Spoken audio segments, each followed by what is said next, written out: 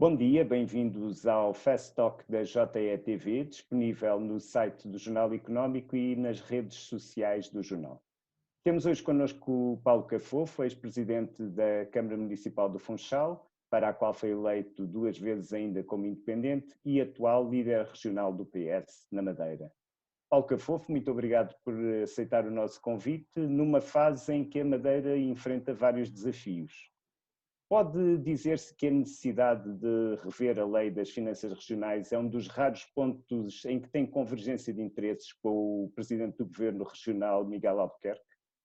Viva, antes de mais, muito obrigado aqui pelo vosso convite. É sempre um prazer estar com o Jornal Económico a falar de temas daqui da região autónoma da Madeira e que dizem respeito aos madeirenses e portuenses, mas eu diria que também dizem respeito a todos os portugueses, nós enquanto parcela deste território e com a particularidade de, sendo uma região autónoma, termos algumas especificidades que importa por vezes esclarecer e informar.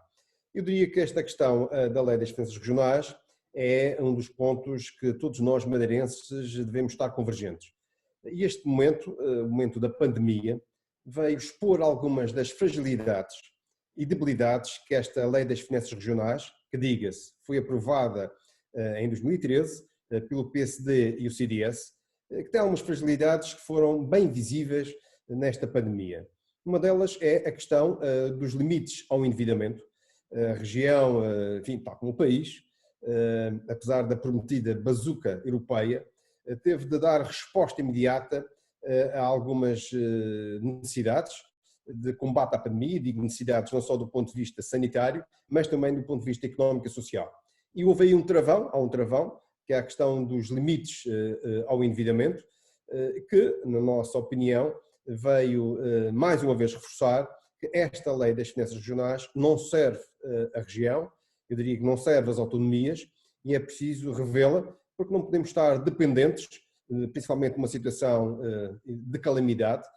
Esta foi uma situação de pandemia, mas já existiram outras, como catástrofes naturais, que provocaram uma onda de destruição. Portanto, situações excepcionais devem ter medidas excepcionais já previstas na lei e não estarem independentes da vontade política do Governo da República em autorizar ou não autorizar essa despesa, ou melhor, essa contração do empréstimo para financiar e acudir no imediato situações que são difíceis para a população. É essa a resposta que o Governo tem de dar, mas tem de ter os recursos necessários. E, portanto, foi esse ponto que despoltou, por parte do Partido Socialista, aqui uma intervenção, eu diria uma liderança até, nesta questão da revisão da lei das finanças regionais. Porque, repara, isto não é um assunto novo, de maneira nenhuma. Já que fala nesse ponto, de facto, na Madeira e entre os partidos da Madeira tem existido essa unanimidade em rever a lei das finanças regionais. Por que não se avançou ainda mais longe nesse ponto, levando a discussão da Madeira para a República? Olha, muito claramente, por falta de vontade política. E falta de vontade política por parte do PSD. Porque se repararmos e olhemos para a legislatura anterior, foi criada uma comissão para a reforma do sistema político. Que conclusões? Que avanços? Nenhuns. Ou seja, são criadas as condições, mas na verdade empata-se esta revisão, eu diria por um mero interesse político e partidário. Porque aquilo que se tem verificado aqui na região, principalmente nestas matérias da reforma do sistema político, aqui falo da lei da revisão das finanças regionais, mas falo também do Estatuto Político Administrativo, falo da própria revisão da Constituição, no que diz respeito às matérias das regiões autónomas, tem esbarrado num muro que tem uma razão de ser. Há uma retórica política, há uma narrativa contra a República, de uma guerrilha contra a República, mas que adia as decisões concretas, os passos certos, e serve só para essa narrativa alimentar um contencioso, alimentar uma ruptura que sinceramente não faz sentido. Aliás, quando se fala em autonomia não é nem separatismo, nem independência. Para mim é união e solidariedade. E para isso nós temos que estar juntos, e digo nós, regiões autónomas e o Estado português. Aliás, as autonomias reforçam precisamente essa unidade do Estado e não, pelo contrário, a sua ruptura ou a sua separação. Portanto, é uma forma diferente de exercer o poder, e neste caso em regiões que são insulares e são ultraperiféricas. Temos aqui direitos que foram adquiridos, mas que, no entanto, estagnou. Houve aqui uma estagnação porque a autonomia tem-se limitado a servir um determinado partido, neste caso o PSD, que tem usado a autonomia como arma de arremesso para os seus opositores, para outros partidos, contra outros partidos políticos, particularmente o Partido Socialista, e portanto nós temos de virar a página. Temos de ultrapassar esta fase de contencioso, de ruptura, para uma fase de concordância e convergência, e só seremos bem-sucedidos, e isto eu tenho a certeza, e só seremos bem-sucedidos em Lisboa se na Madeira formos unidos. E é essa união que eu tenho procurado, porque é necessário eliminar estas clivagens partidárias que nada beneficiam a população que nós representamos. E, portanto, a política tem que ter um foco. E o foco não é só a dialética, não é só o blá-blá de Lisboa para o Funchal ou do Funchal para Lisboa, tem que ter medidas concretas. E, por essa razão, eu apresentei uma proposta de revisão da Lei das Finanças Regionais com pontos muito concretos. E, portanto, eu acho que isto é um primeiro passo que deve ser dado, que é o que é que queremos de fazer com a autonomia? O que é que queremos com a revisão da Lei das Finanças Regionais? Sendo certo, também aqui penso que há consenso, não pode haver autonomia política sem haver autonomia financeira. Portanto, o Estado já foca nesse ponto, já deixou aqui algumas críticas ao PSD, mas de facto o PS já deixou aqui a abertura para negociar com o PSD esta revisão da Lei das Finanças Regionais. Contudo, estabeleceu cinco exigências. Não acha que, ao condicionar a discussão a esses 5 pontos, também não pode colocar em causa o consenso na região que o PS tem defendido no que diz respeito à revisão da Lei das Finanças Regionais? Não, repare, eu tenho dado, e eu e o Partido Socialista temos dado passos muito certos e concretos, no sentido de avançarmos precisamente na revisão desta lei. O primeiro passo, como disse, foi a apresentação de um conjunto de propostas para serem discutidas, serem debatidas, porque aquilo que pretendemos é que isto não seja uma lei do Partido Socialista. Queremos que seja uma lei da Madeira. Queremos que seja uma lei da nossa região. E, portanto, sendo isso, precisamos de uma base de discussão e de debate. Daí temos apresentado propostas concretas. Depois o que fiz foi, e no último debate mensal na Assembleia Regional, desafiei o Presidente do Governo comigo e com o Partido Socialista, podermos construir uma base de entendimento. Fiquei muito satisfeito, congratulo-me com o facto de Miguel Albuquerque ter aceito esse desafio. Ultrapassado essa etapa, que eu acho que era uma etapa fundamental, eu e Miguel Albuquerque reunimos e acordamos na criação de uma estrutura de missão com um representante do Partido Social Democrata e um representante do Partido Socialista, para, junto da República, junto das instâncias nacionais, podermos discutir uma proposta de lei e negociar essa proposta de lei. E, portanto, foi essa a intenção da criação dessa estrutura de missão. Eu considero que, tendo em conta o superior interesse que está em causa, que eu deveria ser o representante do Partido Socialista. Isto representa simplesmente, e é um claro sinal de que tenho vontade política, tenho empenho pessoal e comprometimento pessoal, e acima de tudo estou empenhado em lutar contra as adversidades que eu sei que vão surgir, porque infelizmente o centralismo é transversal às direções nacionais, tanto do PS como do PSD. Então, e por essa razão esta estrutura de missão é importante que tenha os principais representantes dos partidos, se queremos efetivamente ser bem-sucedidos e queremos claramente e objetivamente fazer a revisão desta lei. Então deixe-me colocar uma questão muito prática, Paulo. Um dos pontos-chave das vossas propostas é a necessidade de igualdade de tratamento entre a Madeira e os Açores. Temo que as alterações políticas que aconteceram nessa outra região autónoma façam com que o timing seja muito difícil ou inaceitável para o Governo da República? Não, eu penso que não. Eu penso que o facto do Governo Regional dos Açores ser de outra cor política e não ser, neste momento, infelizmente, o Partido Socialista... Depois de 24 anos, não foi depois de 24 dias. Exato. Mas isso não pode significar um obstáculo. Eu acho que nós, nestas matérias, nós madeirenses e açorianos temos de ter em conta qual é o interesse superior das nossas regiões e não o interesse dos partidos. Eu tenho sempre dito que a autonomia não foi criada para servir os partidos, mas serviu para estar ao serviço do desenvolvimento das nossas regiões. E precisamos ter as condições para isso. Portanto, eu acredito que, e repare, nessa questão muito concreta da igualdade, nós fomos a ver a Constituição, não temos, nem encontramos qualquer preceito constitucional que diga que as regiões devam ser tratadas de igual forma no que diz respeito às transferências de verbas. Portanto, não há aí sequer uma compensação por perequação pelo facto de, na verdade, as regiões serem diferentes, mas temos características que se assemelham à questão da ultraperiferia, à questão da insularidade. E, portanto, não havendo nenhum preceito constitucional, nós achamos que não deve haver tratamento diferenciado naquilo que é a transferência do Estado, que é mais significativa e causa maiores diferenças nas regiões, que é o Fundo de Coesão. Vamos por partes. A região tem, por parte do Estado, duas formas de financiamento, ou melhor, o Estado, numa questão de subsidiariedade, atribui à região verbas, seja pela via do Orçamento de Estado, seja pela via do Fundo de Coesão. Ora, o Orçamento de Estado, que é o artigo 48 da Lei das Finanças Regionais, está bem consagrado aí até diferenças da Madeira relativamente aos Açores, porque não estão só consignadas a questão da população, como estão o número de ilhas, como também a distância, até uma menor distância, entre uma das ilhas dos Açores, ou da Madeira, e a capital de distrito mais próxima. Ou seja, aí os Açores são claramente beneficiados e bem, não temos nada contra.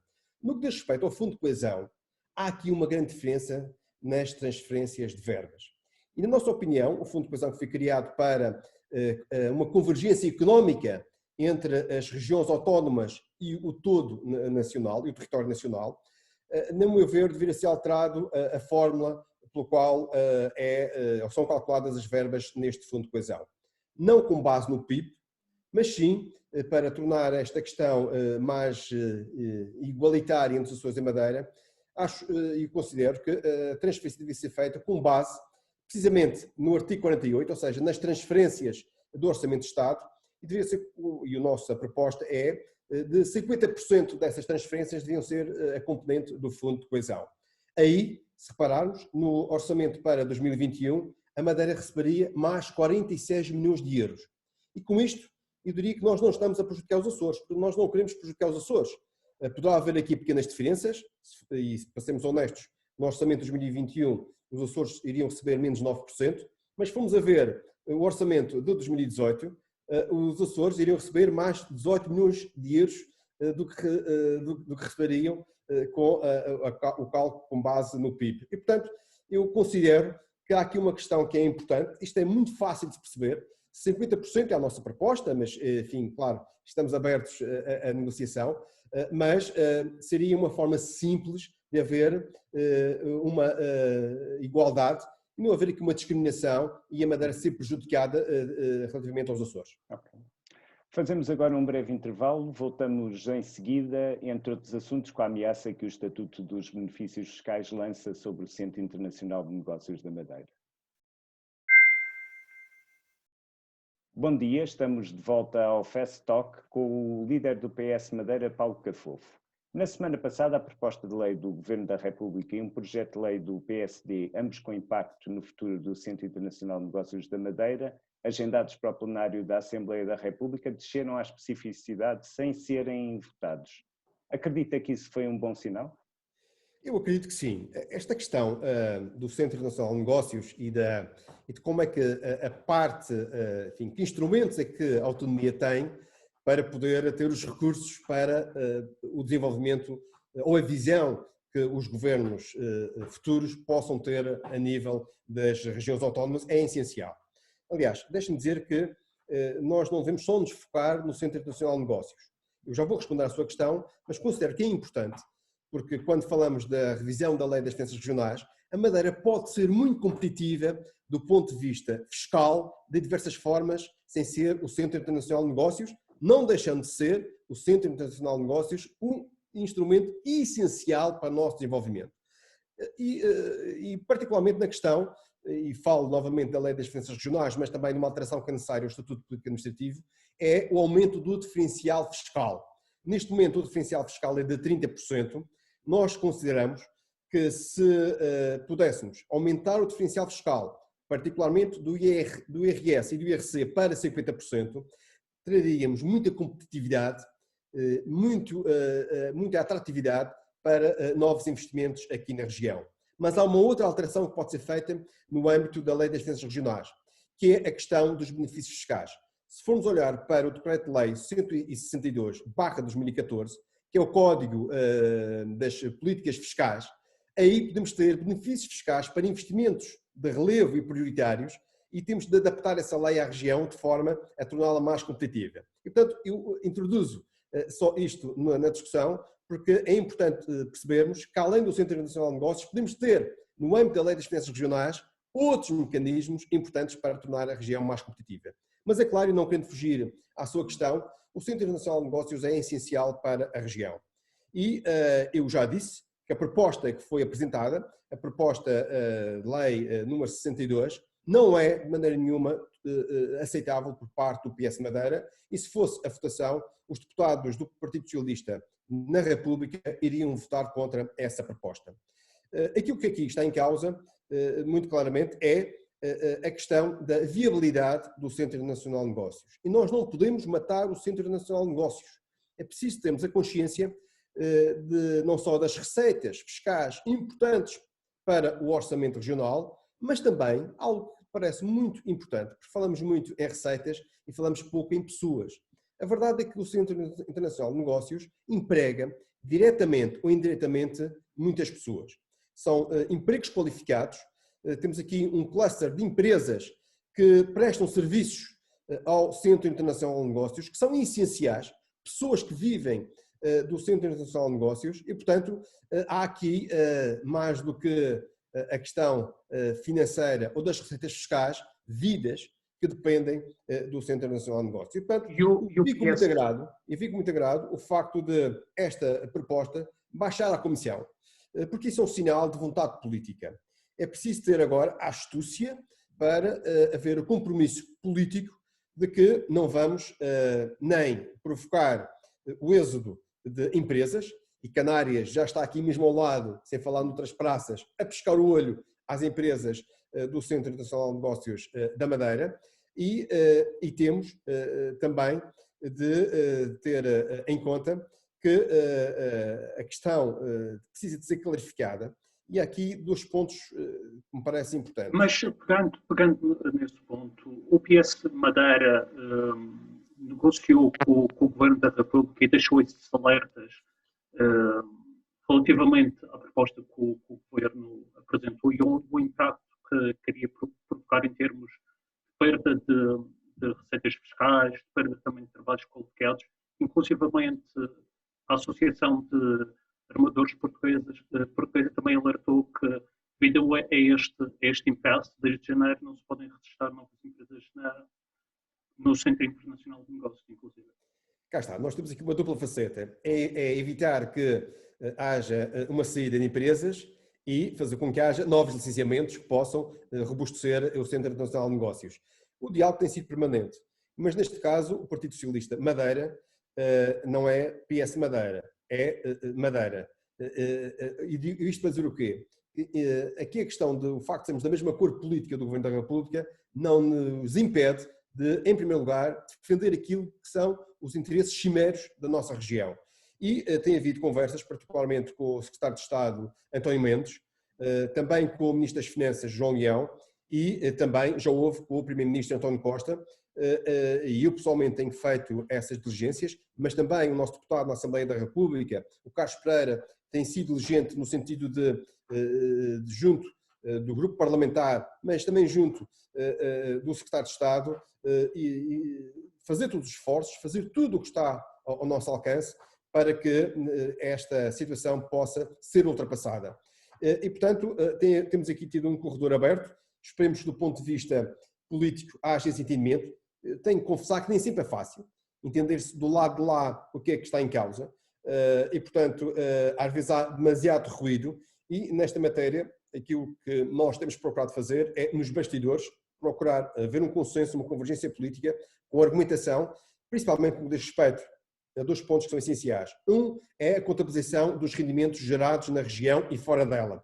Este é um dos problemas que esta proposta de lei, a proposta de lei número 66, trouxe. Outra é a questão dos trabalhadores, e aquilo que nós esperávamos é que existisse efetivamente uma clarificação das regras relativamente aos postos criados na região e, portanto, esta lei 66 não nos satisfaz nem na questão dos rendimentos gerados, ou seja, dos rendimentos dos lucros gerados na região, nem a questão dos próprios trabalhadores e da residência a que obriga, e portanto esperemos que isto sejam pontos ultrapassados para podermos dar vida, e lembro que temos ainda o regime número 5, o quinto regime, precisa de ser bem delineado, e portanto nós não podemos neste momento dar tiros nos pés. O Governo Regional já deu esses tiros nos pés, particularmente com o ajuste direto que fez à renovação da concessão ASDM da gestão da Zona Franca, e portanto nós não podemos dar mais tiros nos pés, e daquilo que é da parte do Partido Socialista da Madeira faremos tudo o que esteja mesmo ao nosso alcance do ponto de vista político para o Centro Nacional de Negócios ter, eu diria, uma nova vida. Mas esta proposta da República relativamente ao Estatuto dos Benefícios Fiscais foi apresentada em dezembro, era para ser discutida na semana passada, mas o que é facto é que os moldes se mantiveram apesar dessa negociação que o PS Madeira fez. Este não pode ser um sinal de que o PS Madeira está a perder alguma da sua influência política junto do Governo da República? Não, sabe que nós temos feito tudo o que está ao nosso alcance, como referi, para que seja possível. Acredite que o facto disto baixar a comissão já é um sinal positivo, um sinal de vontade política. Eu vejo precisamente ao contrário. Eu não me importo que isto demore algum tempo. É verdade que preferia que esta situação a montante já tivesse sido resolvida, mas isto em política nem sempre é como nós queremos, e isto também é fazer política. É negociar, é argumentar e é estabelecer compromissos. E é nisso que, obviamente, o Partido Socialista, seja a direção do Partido Socialista, seja os deputados da Assembleia da República, particularmente o vice-presidente da bancada parlamentar, Carlos Pereira, temos tentado e temos procurado, e é nisso que estamos focados. Eu, por último, Paulo, pergunto-lhe se não teme que o Governo da República se encontre refém da necessidade que tem de apoio do PCP e também do Bloco de Esquerda, que tem uma posição intrinsecamente contrária à Zona Franca da Madeira. Eu não nego que isso não seja um problema. A questão dos acordos políticos e daquilo que é necessário fazer-se para, enfim, num plano mais macro, por vezes tem que haver uma negociação e tem que ser em alguma parte. O que o PS Madeira não admite é que se ceda nesta parte, tendo em conta até o interesse do país. Porque o Centro Nacional de Negócios é da Madeira, mas é do país. E, portanto, aquilo que estamos aqui a falar é de uma fonte de receita importante, a não ser que o Estado queira substituir essa fonte de receita por outra diretamente do Orçamento de Estado. Não me parece que estejam muito virados para aí, e por isso salvar o Centro Nacional de Negócios é também ter em conta os interesses não só da Madeira, mas os interesses do país. Porque aquilo que vemos é que o mundo está cheio de praças. Seria da nossa parte, eu diria, uma parvoíce, permite uma expressão, se aquilo que fizéssemos era matar o nosso centro, deslocalizando empresas que poderiam, aqui no Centro Nacional de Negócios da Madeira, e repare, não estamos a falar do Centro Internacional de Negócios da Madeira só por si, falamos do Registro Internacional de Navios, do mar, enfim, há aqui uma valência deste centro que é muito importante para o país e, portanto, quero relevar também o interesse nacional e, portanto, isso não deve ser alvo de acordos políticos, porque, neste caso, é o superior maior do país. Resta-me agradecer, foi o Fast Talk com Paulo Cafofo, presidente do PS Madeira. Muito obrigado por terem estado a assistir.